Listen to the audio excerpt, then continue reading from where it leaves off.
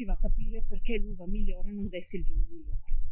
Quello che succede è che una sera, dopo Vinitaly, in quegli anni papà, insieme a Stanco Radicon, i fratelli Benz della Castellada, insieme a un certo signor Gianfranco Soldera, Case Basse, e cominciava ad esserci già anche Angiolino Maule della Biancara, avevano uno stand sfigatissimo in un posto orribile di Vinitaly, e per alcuni giorni stavano tutti, ognuno al proprio tavolino, ad aspettare clienti che gli agenti piuttosto che i venditori portavano. Finito Vinitaly, vanno a cena tutti insieme e a tavola nasce una discussione. Gianfranco Soldera, abilissimo oratore, persona molto intelligente, solleva la questione se siano migliori i vini rossi o i vini bianchi. Ovviamente lui parteggiava per i rossi, i nostri di Oslavia, giocoforza per i bianchi. E il signor Soldera, in modo molto intelligente, chiude la questione portando a casa la partita, sostenendo che non si può pensare che i vini bianchi possano essere della qualità dei rossi, perché nel momento in cui i vini bianchi vengono portati in cantina, dall'uva si toglie la parte più nobile della stessa, ovvero la buccia. E con questa affermazione taglia le gambe ai tre di Oslavia, seppellendoli, che tornano a casa pensando, ragionando, perché questa cosa loro non va giù. Ha ragione, ma non può essere così. Sono gli anni in cui papà piccole prove di macerazione le stava già facendo, fino a quando nel 96, tra il 19 e il 20 di giugno, ci arrivano due incredibili grandinate che in meno di 24 ore distruggono il 95% dell'intera produzione. Non acquistiamo mai uva, non acquistiamo mai vino, quindi se non è uva nostra non entra in bottiglia.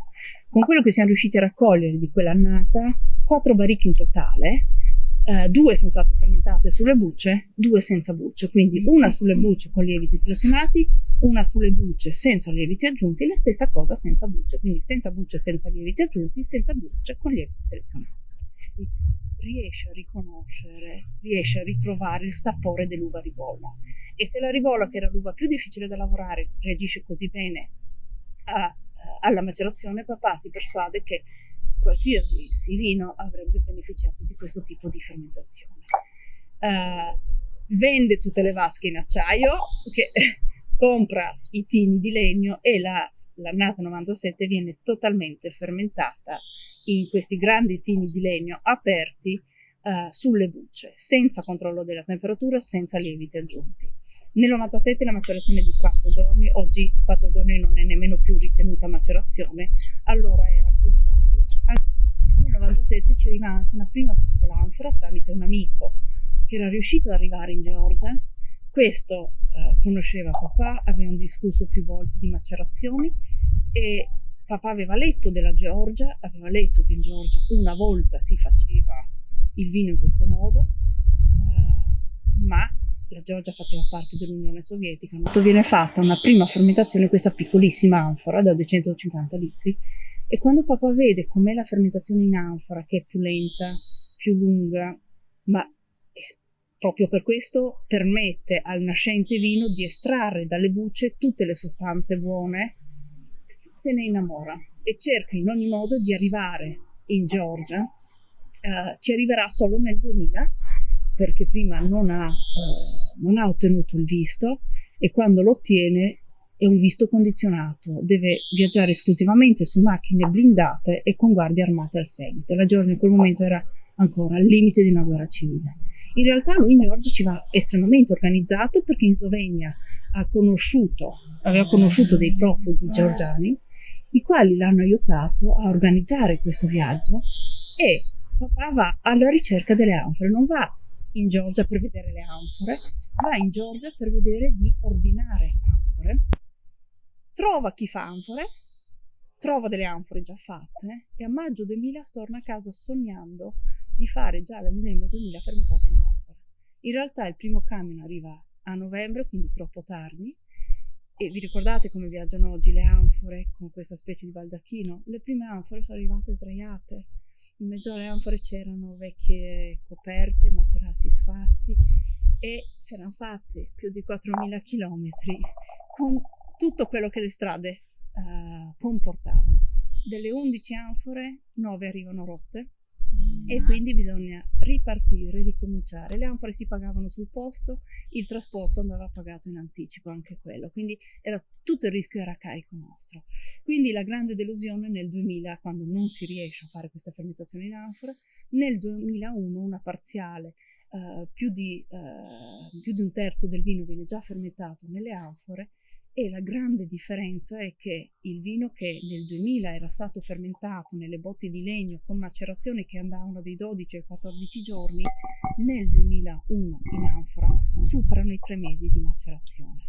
Quindi non è che l'anfora dà al vino, non è che l'anfora cambia il vino, l'anfora permette al nascente vino di estrarre dalle bucce tutte le sostanze buone che queste hanno, dandole un ambiente quanto più confortevole perché questo succeda. Quindi non è che l'anfora cambia il vino direttamente, ma lo cambia dandogli appunto questo tempo, perché in qualsiasi altro contenitore, quando la temperatura di fermentazione cresce, si vanno a bruciare una serie di aromi, una serie di precursori che non sono poi recuperabili. I vini macerati, quegli aromi lì nemmeno ce li hanno, nel senso che se uno va a cercare gli aromi primari, frutta fresca piuttosto che note floreali, normalmente non ci sono, ma ha tutta una serie di altre sostanze, di altri aromi che invece dalla buccia e dall'uva sono state estratte. I chevri sono anfore che arrivano dalla regione del Kakheti in Georgia. Sono i contenitori dove il vino è nato 8000 anni fa sostanzialmente. Quindi l'uva è stata selezionata dall'uomo per dare vino circa 8000 anni fa nel Caucaso in Georgia. Le prime fermentazioni, quindi i primi vini, sono sempre stati fatti dentro questi contenitori, quindi sono i contenitori originari che hanno 8000 anni di storia. Oggi si parla della moda delle anfore, una moda che dura da 8000 anni.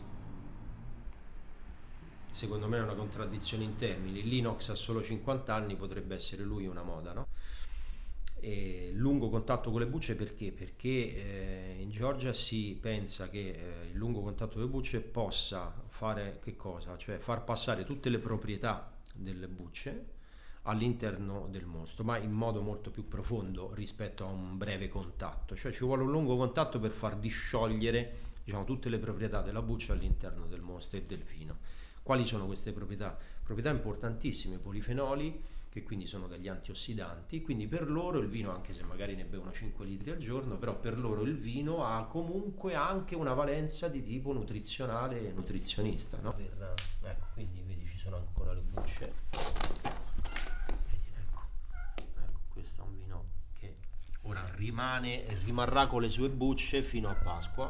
Questa tipo di contenitore, l'anfora, mi consente in qualche modo, grazie al fatto che c'è un importante scambio proprio anche con l'ossigeno, mi consente di avere dei prodotti, diciamo dei vini che affinano e che evolvono e maturano in modo più veloce. Cioè l'ossigeno, il continuo scambio con l'ossigeno permette al rosso, ma anche al Sauvignon, che è in contatto con le bucce, di creare quei ponti tra polifenoli, no? Perché i polifenoli sono uniti da ponti ossigeno, quando diventano molto grandi risultano morbidi, quando invece sono separati allora hai il senso della stringenza.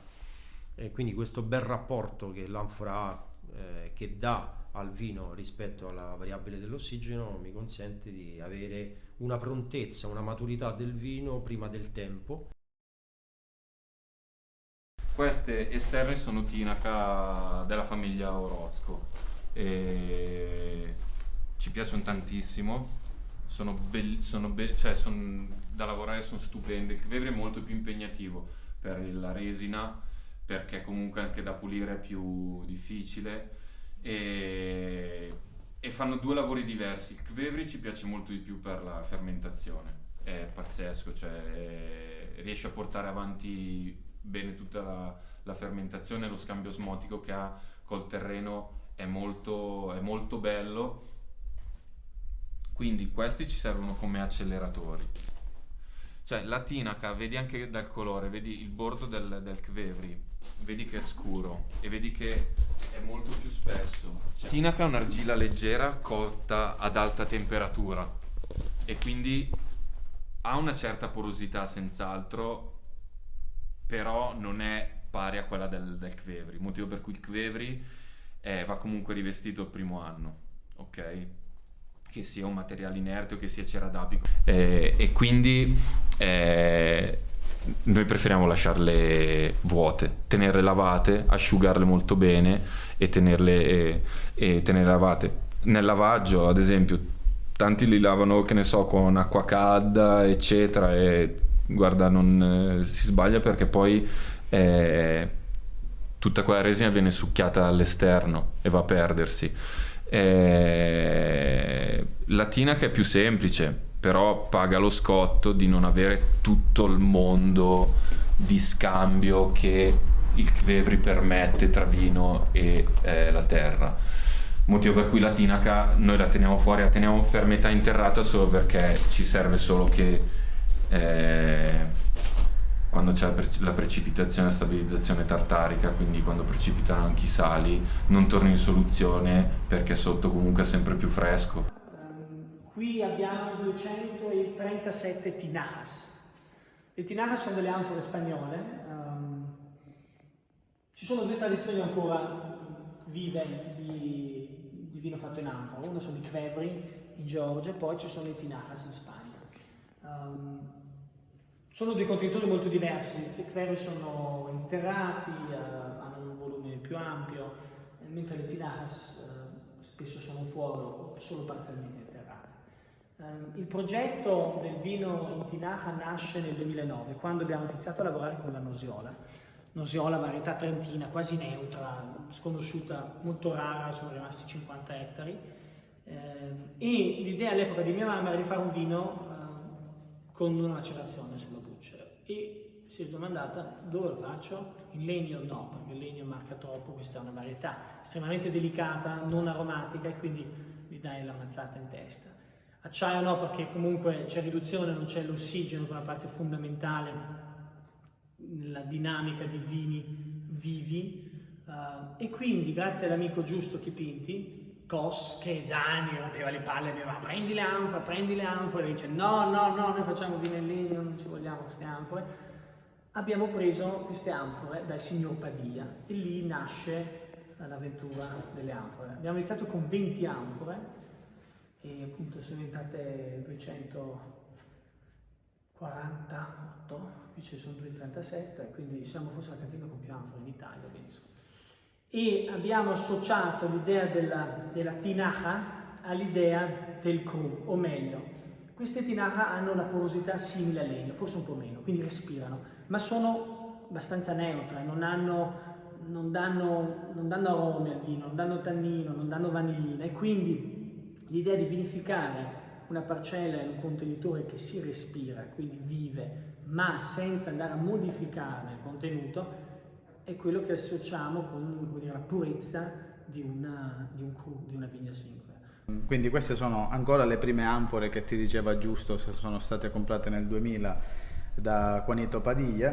Il tipo di lavoro che si è fatto inizialmente nei primi anni era quello di di raspare l'uva e metterla direttamente a fermentare in anfora. Tino scoperto, si copriva solamente con un panno di cotone, con degli elastici che lo tenevano chiuso ai bordi. Il vino faceva la sua fermentazione, una o due follature al giorno nel momento della fermentazione più forte, e poi si chiudevano con questi tappi di acciaio una volta che la fermentazione era finita e si lasciavano lì per 7 mesi.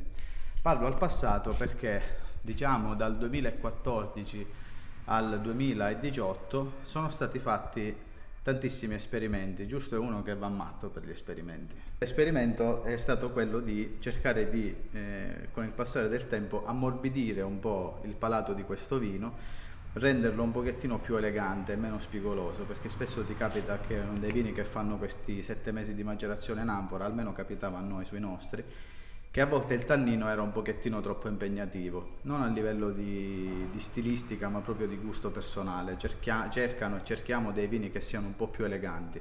Si è andato man mano a ridurre la porzione di buccia nelle anfore, si è andato anche a fare degli esperimenti con anfore senza buccia completamente per circa 3 anni, e per circa 3 anni questi vitigni in questa zona noi abbiamo trovato i vini fatti senza buccia in anfora, sempre più puliti, più eleganti e interessanti rispetto ai 7 mesi di buccia. Quindi dal 2019 abbiamo leggermente cambiato, l'ultima annata, la 40esima, abbiamo leggermente cambiato il nostro approccio all'anfora, quindi non facciamo più la fermentazione in anfora e facciamo circa 1 mese di macerazione per il bianco e circa 1 mese e mezzo di macerazione per il rosso, dopodiché andiamo in pressa e dalla pressa veniamo direttamente in anfora, quindi vuol dire che il vino viene già messo in anfora e chiuso, non viene mai sfecciato, e la feccia che rimane viva in presenza dell'ossigeno che abbiamo noi, anche perché c'è molta respirazione nelle anfore, e l'anfora ti assorbe aria, il feccino ti assorbe aria e quindi il vino rimane sempre fresco. Non sono dei vini assolutamente che hanno uno stile ossidativo. Questa è la parte che viene aperta, l'uva pigiata o pigia di raspata entra direttamente nelle anfore che utilizziamo. Una volta terminata la fermentazione alcolica, i rossi vengono immediatamente svinati, quindi separati dalle bucce, e iniziano l'affinamento nelle botti di legno, mentre i bianchi dal 2013 coltiviamo solo ribolla, quindi dal 2013 solo ribolla, rimane sulle bucce anche durante la fermentazione malolattica, che segue di pochissimo il termine della fermentazione alcolica. Questa è una cosa curiosa, perché invece ci hanno insegnato che la fermentazione malolattica normalmente avviene in primavera, quando le temperature crescono, si alzano. Guarda, tu chiami l'integer grillo, in questo momento ci sono le uve in fermentazione, quindi le uve sono solo diraspate, non passano dalla pressa e inserite direttamente in queste anfore di terracotta da 300 litri. Tutta la fermentazione, poi a mano tiriamo fuori le bucce che riemergono sauste e manteniamo poi il vino qui per 1 anno intero, quindi 12 mesi, sui suoi lieviti, sulle fecce fine che si sono formate in macerazione. Sempre i miei fratelli hanno voluto sperimentare l'anfora, inizialmente facevano un po' perché per vedere l'evoluzione in un modo o nell'altro, poi è piaciuta proprio l'evoluzione. Qual è l'evoluzione? Com'è cambiato perciò il grillo dell'anfora? Beh, l'anfora è un materiale inerte, quindi mantiene veramente proprio le caratteristiche originali dell'uva appena spremuta, facendo una vinificazione del genere. Infatti quando si beve sia l'integer zibibo, perché la stessa cosa lo facciamo con lo zibibo a Pantelleria, che l'integer grillo proprio è una sensazione quasi di mangiare, abbiamo appena mangiato uva, non di masticare le bucce, questa sensazione di freschezza. Perché integer?